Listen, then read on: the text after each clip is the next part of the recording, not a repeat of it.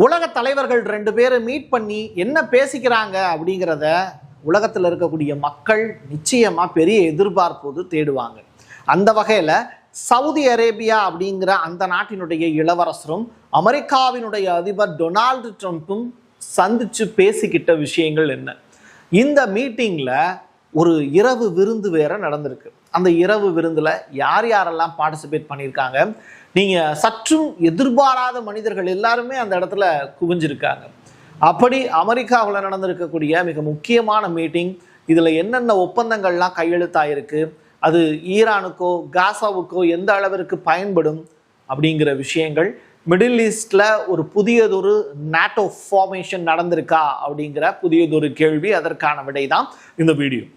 வாங்க பார்க்கலாம் உறவுகளே, இது பிரசாத் சிக்னேச்சர். உங்களுடைய தொழில் சம்பந்தமான விளம்பரங்களை நமது சேனலில் ஒளிபரப்ப உங்களுக்கான அருமையான வாய்ப்பு.